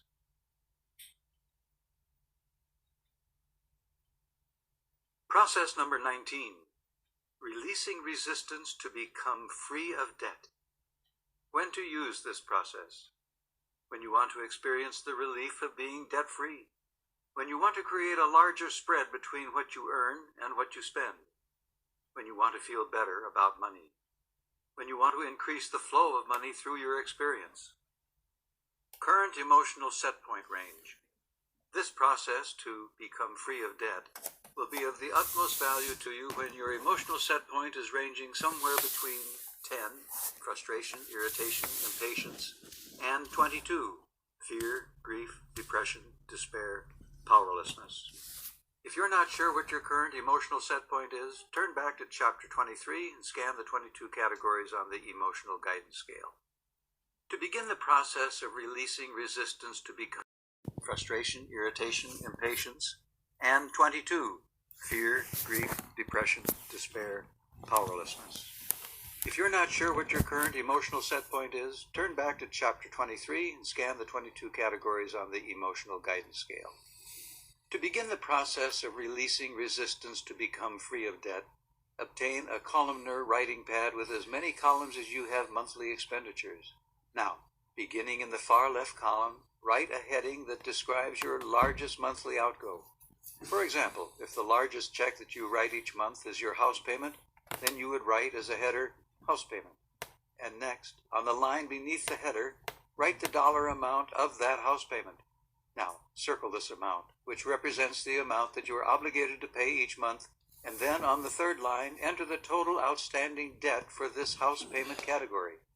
Next, enter the second largest payment in the second column, your third largest payment in the third column, and so on. And across the top of your columnar pad, write the following affirmation. It is my desire to keep my promise regarding all of these financial obligations, and in some cases I will even do twice as much as is required. Each time you receive a bill, get out your columnar pad and adjust, if necessary, the minimum monthly payment that is required. If it stays the same, then write the same figure. The first time you receive a bill, or when it is time to make the payment for the category that is on the far right column of your pad, in other words, the smallest amount you make each month, write the check for exactly twice what is required. And as you do, write in the new amount of that outstanding balance. This may seem a little strange to you when you first begin to play the game, but even if you do not have enough money to pay everything you owe in all the columns, still double the payment in the far right column, and feel glad that you have kept your new promise to yourself to do your best to pay everything you owe, and to do even twice that amount in some cases. Because you are looking at your finances in a way that is new, your vibration will begin to shift right away. As you feel even the slightest bit of pride for keeping your word, your vibration will shift. As you keep your promise about doubling up on payments, your vibration will shift. And with this shift, even if it is slight, things will begin to change in your financial condition. If you will take the time to really enter everything you owe on the columnar pad, your newly focused attention will begin to positively activate circumstances around the subject of money for you. Instead of feeling discouraged as you find yet another bill in your mailbox, you will feel an eagerness to enter the bill on your columnar pad. And with this shift in attitude and vibrations, things will begin to change in your financial picture. Money that you were not expecting will appear in your experience. Bargains will reveal themselves, so your dollars will go further than you expected. All kinds of unusual financial things will occur, and when they do, be consciously aware that these things are happening in response to your newly focused attention and the resultant shift in your vibration. As extra money appears, you will find yourself eager to apply another payment to the far right column, and soon that debt will be paid, and you can eliminate that column from your pad. Column after column will disappear as your financial gap between what is coming in and what is going out widens. Your sense of financial well-being will improve on the first day you play this game. And if you will take the game seriously, your vibration around money will shift so significantly that you can be debt-free in a short time, if that is your desire. And more people over more time who just identified more things that they desire, and the non-physical energy, which is endless and infinite, supplied that. We never hear any of you say, "Well, I've been well for so many years that I've decided that I'm going back to be sick for a while to allow some other people to be well," because you know that whether you are well or not does not have anything to do with others not getting enough wellness. You are not using up the wellness and depriving them of it, and it is the same thing with the abundance. People who have managed to find vibrational harmony with abundance so that it is flowing to them and through them are not depriving anyone else of that abundance.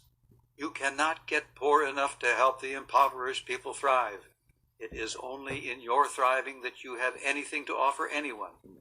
If you want to be of help to others, be as tapped in, tuned in, and turned on as you can possibly be. Feel appreciation for those who provide examples of well-being. How would you know that prosperity was possible if there was not some evidence of it around you? It is all part of the contrast that helps you sharpen your desire. Money is not the root of happiness, but it is not the root of evil either. Money is the result of how somebody lines up energy. If you do not want money, do not attract it.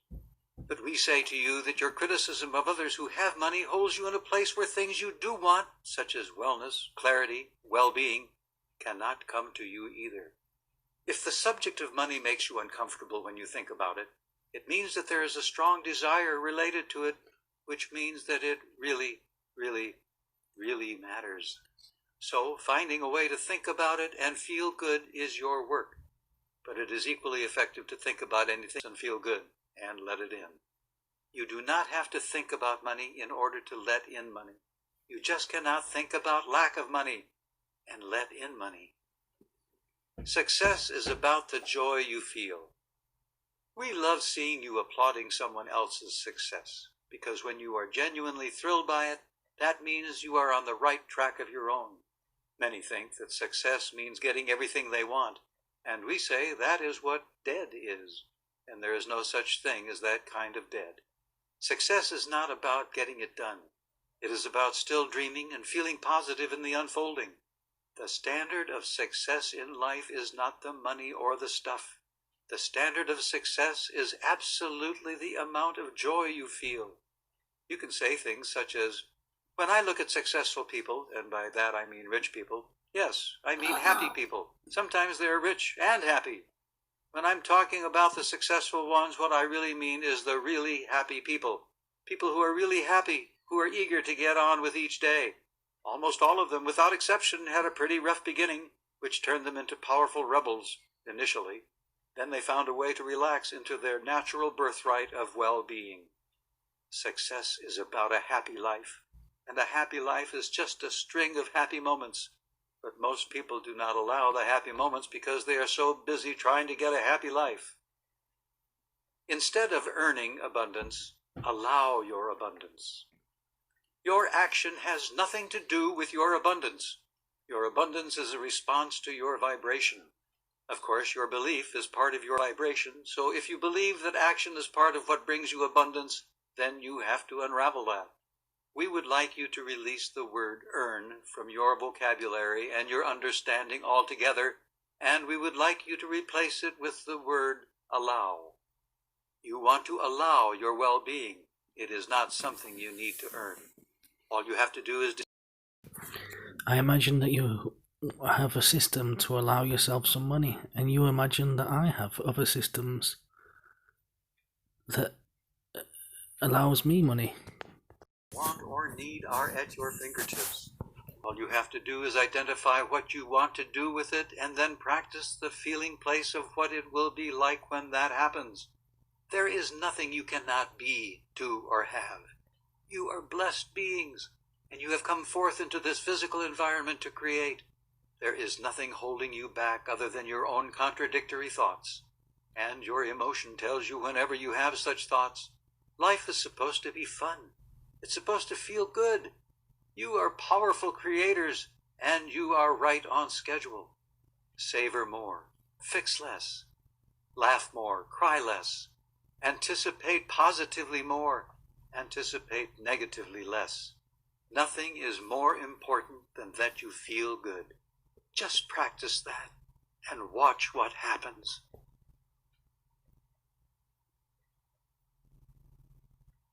Process number 20.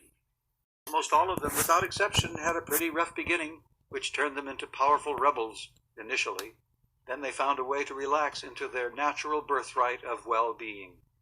Success is about a happy life, and a happy life is just a string of happy moments. But most people do not allow the happy moments because they are so busy trying to get a happy life. Instead of earning abundance, allow your abundance. Your action has nothing to do with your abundance. Your abundance is a response to your vibration. Of course, your belief is part of your vibration, so if you believe that action is part of what brings you abundance, then you have to unravel that. We would like you to release the word earn from your vocabulary and your understanding altogether, and we would like you to replace it with the word allow. You do have a manager who is that and much more. You have a manager who works continually on your behalf, called the law of attraction. And you have only to ask in order for this universal manager to jump to your request. But most of you do not see this manager in this way. You have this manager, but you continue to hold the responsibility in your own heart. In other words, you say, "Oh yeah, the law of attraction is out there, but I've got all the work to do." And we say, "Well then, what good is the law of attraction?" That would be like having a manager who you pay $500,000 a year to, who just asks you, "Is there anything you want from me?" And you reply, No, I'm happy just to pay you to have that title." Meanwhile, you are out there scrambling around, doing all the computer stuff and all the building stuff. You work yourself into oblivion and are exhausted all the time, while your manager is basking on the beach somewhere. You would not do that, would you? You would put your manager to work. You would delegate to him or her, making requests with an expectation of receiving. And that is the way you must treat the law of attraction. Make requests with the attitude of expecting results. And when you delegate in that way, you are doing the only two things that are required in deliberate creation. You are identifying your object of desire, and you are allowing the universe to yield it to you.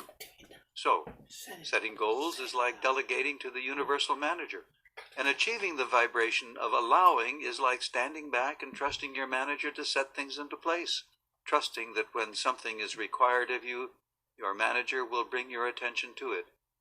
In other words, when another decision is needed from you, you will be aware of it. You are not delegating your life. You are creating your life. You are becoming the visionary in the creation mode rather than the actionary. But there will still be plenty of things that you will want to do. We in no way want to steer you away from action. Action is fun. There is not anything in all of the universe more delicious than to have a desire that you are a vibrational match to, and in that alignment of your being connected to source energy, being inspired to an action. Unchangeable because you believe they are. Someone asked us recently, your goal is to be as comfortable as possible. Breathe as deeply as you can while still remaining comfortable. Do not force it. Do not try to make anything happen. There is nothing for you to do other than to relax and breathe. You will very likely to begin to feel soft, gentle sensations in your body. Smile and acknowledge that this is source energy specifically answering your cellular request. You are now feeling the healing process. Do nothing to try to help it or intensify it. Just relax and breathe and allow it. If you were experiencing pain when you laid down, follow the same process. However, if you were feeling pain, it would be helpful for you to add these words to your written and spoken list. This sensation of pain is an indicator that Source is responding to my cellular request for energy. This sensation of pain is a wonderful indicator that help is on the way. I will relax into this sensation of pain because I understand that it's indicating improvement. Now, if you can, drift off to sleep. Smile in your knowledge that all is well. Breathe and relax and trust. Abraham, speak to us more about reclaiming one's natural state of health. The next time you feel any discomfort, stop in the middle of it and say to yourself, this discomfort that I'm feeling is nothing more than my awareness of resistance. It's time for me to relax and breathe. Relax and breathe is not a big thing at all. It is just a series of little things. It is I could choose this thought that feels good, or this thought that does not feel so good, but I've developed a pattern for what does not feel good. So it's the daily dose of not being in the receiving mode that keeps me out of the receiving mode. And that is all it is. So, do not let any place that you are standing frighten you. All it is a byproduct of some energy alignment that only gives you stronger clarity about what you want. Most of you is experiencing a trauma or crisis. Current emotional set point range. This moving up the emotional scale process will be of the most value to you when your emotional set point is ranging somewhere between 17, anger, and 22, fear, grief, depression, despair, powerlessness. If you're not sure what your current emotional set point is, turn back to 22 and scan the 22 categories on the emotional guidance scale. So, the contrast of your life experience has helped you identify your preferences and desires. And whether you speak them out loud or not, Source has heard each of your preferences and desires, no matter how large or small they may seem.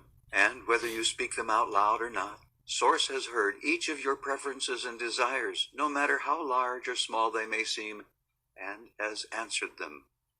And the manager, called the law of attraction, has lined up circumstances, events, other people, and all manner of things to assist in the fulfillment of your desires.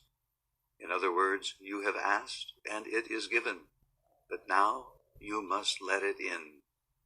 Remember, there is no non-physical source of darkness, sickness, confusion, or evil. There is only the stream of well-being, and it is flowing toward you at all times. And unless you are offering resistance, you are the full receiver of it, and your emotions help you understand to what extent you are allowing or resisting the stream. In other words, the better you feel, the less you are resisting. The worse you feel, the more you are resisting. The process of moving up the emotional scale will assist you no matter where you stand, no matter what you are creating, and no matter how you feel, to lower your state of resistance and therefore improve your state of allowing, and every feeling of relief will be an indication of your release of resistance.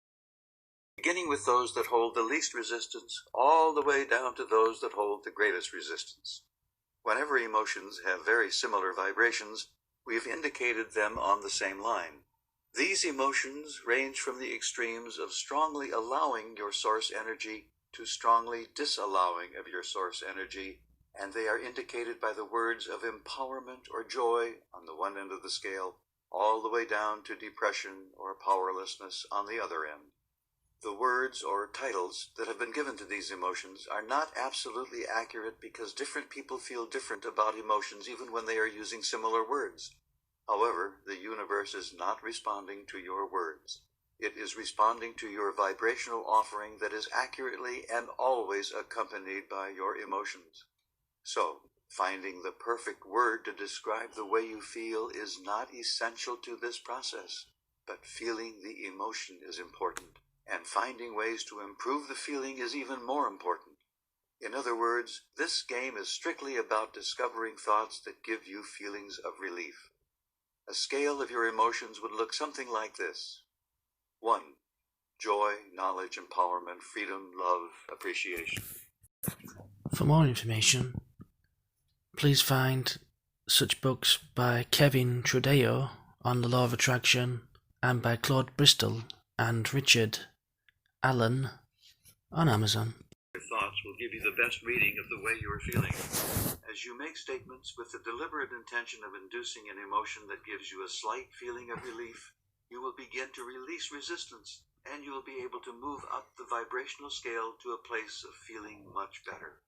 Remember, an improved feeling means a releasing of resistance, and a releasing of resistance means a greater state of allowing that you really want.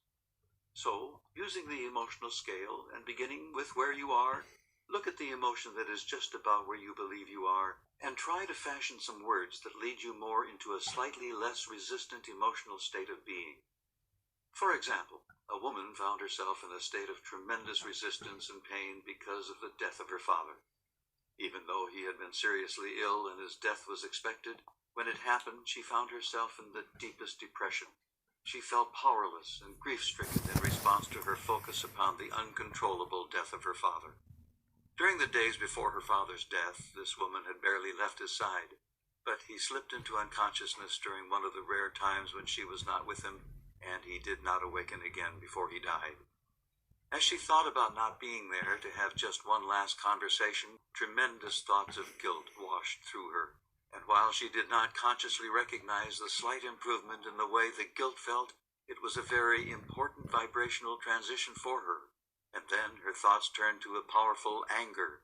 She focused upon the woman who had been with her father when he had slipped into unconsciousness, and she felt rage that this woman had given her father such a strong dose of medication for the purpose of making him feel more comfortable. And then she blamed the woman for having deprived her of her last conversation with her father. She did not realize it at the time, but the feelings of guilt, rage, anger, shame were each definite improvements over her grief-stricken vibrational state of resistance. She did feel better in her blame, much better in fact.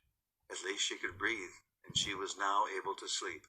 Of course, it is always better when you achieve the improved state of emotion deliberately.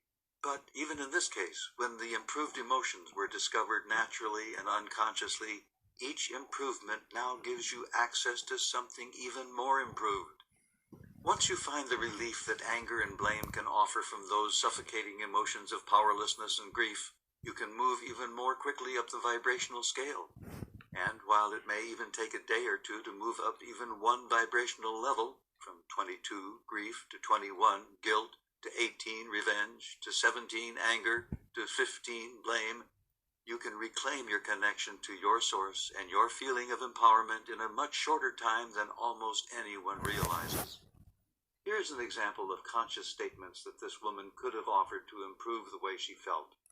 I did everything I could think of doing to help my father, but it wasn't enough. Grief.